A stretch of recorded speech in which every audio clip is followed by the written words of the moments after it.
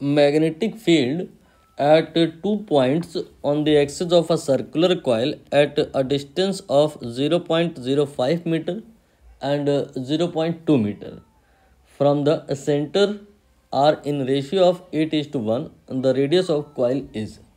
Summary क्या है कि यहाँ पर एक करंट कैरिंग सर्कुलर कॉइल है लाइक दिस, और इसकी एक्सिस पर दो कोई पॉइंट हैं, सपोज करिए ए एंड बी। इनकी डिस्टेंसेस ये गिवन है, आप distances like x1 and x2 assume कर सकते हैं। सारी डिस्टेंसेस सेंटर से हैं, सेंटर सपोज करिए यहाँ पर है, तो x2 you can say C2B and x1 suppose करिए C2A। वैल्यूज़ हम लोग बाद में पुट करेंगे, अभी तो बस आप क्वेश्चन समझ लो कि है क्या। तो x1 x2 गिवन है, और पॉइंट ए पर फील्ड जो आएगी magnetic field at point A और magnetic field at point B जो आएगी, सपोज करिए ये B1 B2 होगा। तो B1 B2 का रेशियो क्वेश्चन में बता दिया है कि 8:1 है। तो बताना क्या है, बताना है कि रेडियस ऑफ द कॉइल कितना होगा। ठीक है, कैसे किया जाए फार्मूला, जो अगर हम सही सही लगा दें तो कहानी थोड़ी जल्दी हो जाएगी। थोड़ा फार्मूला अगर टेढ़ा मेढ़ा करके लगाएं तो भी हो जाएगा, लेकिन थोड़ा समय लग जाएगा।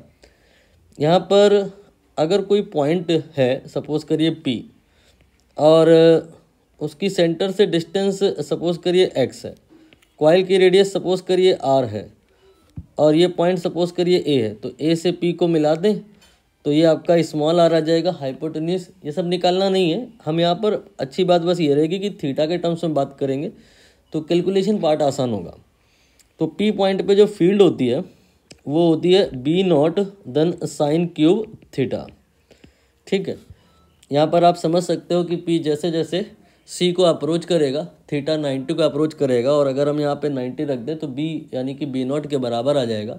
यानी कि B0 यहाँ पर कॉइल के सेंटर पर है, और अगर P पॉइंट बहुत दूर निकल जाए तो थीटा यू कैन से कि यहाँ पर 0 हो जाएगा, और बहुत दूर के पॉइंट पे फील्ड जो है वो 0 होगी। ये फार्मूला यहाँ पर बेस्ट सूट करेगा, इसको ही हम यहाँ पे लगाएंगे। तो B1 निकालने के लिए क्या करेंगे, हम लिखेंगे B0 sine cube theta 1। Theta 1 आप समझ गए होंगे, अगर इसको ऐसे ज्वाइन कराया जाए तो ये जो एंगल होगा दैट विल बी थीटा 1। और B2 की अगर हम बात करें तो ये हो जाएगा B0 sine cube theta 2। Theta 2 भी आप समझ गए होंगे, ये आपका ऐसे ज्वाइन करेंगे तो जो एंगल बनेगा दैट विल बी थीटा 2। दूर के पॉइंट पे एंगल धीरे धीरे कम होता चले जाएगा, तो थीटा 2 यहाँ पे थीटा 1 से कम होगा, तो जो B1 होगा वो ज़्यादा होगा, B2 जो होगा वो कम होगा। तो B1 और B2 का जो रेशियो है वो इन्होंने बता दिया है कि ये 8:1 है। तो यहाँ पर हम कहेंगे कि sine cube theta 1 and divided by sine cube theta 2, ये आपका 8/1 होगा। और अब हम इस इक्वेशन का क्यूब रूट कर लेंगे, तो यहाँ से sign theta 1 divided by sine theta 2 आ जाएगा, इट विल बी 2/1। नाउ आपको जो ये राइट एंगल ट्राइंगल दिखाई दे रहे होंगे, जैसे कि अगर हम इस पॉइंट को P मान लें तो एक राइट एंगल ट्राइंगल हो गया आपका PAC, इससे आप साइन थीटा 1 निकाल लोगे। दूसरा राइट एंगल ट्राइंगल हो जाएगा PBC, इस फिगर को आप भूल जाइए, PBC, उससे आप साइन थीटा 2 निकाल लोगे। जो वैल्यूज आएंगी उसको आप यहाँ पुट करोगे और सॉल्व करोगे तो आंसर आएगा। बट ध्यान देना x1 x2 आप अभी ना रखें, अननेसेसरी इरिटेटिंग होगी कैलकुलेशन। पेशेंस वाले लोग तो कर सकते हैं, बट अपने को पेशेंस नहीं रहता, इसलिए हम अभी वैल्यूज़ नहीं रखेंगे, x1 और x2 के टर्म में ही बात कर लेंगे। Sine theta 1 perpendicular divide by hypotenuse r divide by hypotenuse आ जाएगा, ये वाला distance, this square plus that square and square root of that, तो ये आ जाएगा r square divided by x1 square. And sine theta 2 ये आएगा r divided by under root में r square then plus x2 square, और ये आपका 2/1 के इक्वल हो गया। ठीक बात है भाई। और अब हम यहाँ पर सिंप्लीफाई करेंगे तो r तो कैंसिल हो जाएगा, ये वाला न्यूमरेटर में आएगा, और लगे हाथ इस इक्वेशन का स्क्वायर भी कर देते हैं, तो ये आ जाएगा r square plus x2 square and divided by r square plus x1 square, ये आपका हो जाएगा 4/1। ठीक है, और अब यहाँ पर हम क्रॉस मल्टीप्लाई करेंगे तो ये आ जाएगा r square plus 4x2 sorry गलत मल्टीप्लाई हो गया, ये 1 से मल्टीप्लाई हो रहा है। R square plus X two square equal to 4r² plus 4x1²।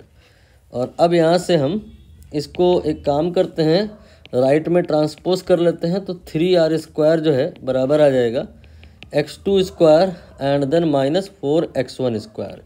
Now आप चाहो तो a² माइनस b² वाला फॉर्मूला भी लगा सकते हो। तो यहाँ से जो ये 3r² आएगा that will be x2 minus 2x1 and then x2 plus 2x1। ठीक है, नाउ x1 और x2 की वैल्यूज़ अब आप रख लें। यहाँ पर ये आपका x2 है और ये आपका x1 है। याद रखिएगा वैल्यू 0.2 ये x2 का वैल्यू है और x1 का वैल्यू 0.05 था। आपको समझ आ गया होगा कि ये आपका 0.1 हो जाएगा। यहाँ पे यही सेम बट बीच में प्लस आ जाएगा, तो ये आपका हो गया 0.2 माइनस 0.1, 0.1 हो गया। और ये दोनों जुड़ के ये आपका 0.3 हो जाएगा और ये 3r² के बराबर आ गया। इसको इससे कैंसिल कर दो, 0.1 और एडिशनली आ जाएगा, तो r² 0.1 का होल स्क्वायर आ गया, तो r की वैल्यू ये 0.1 आ गई।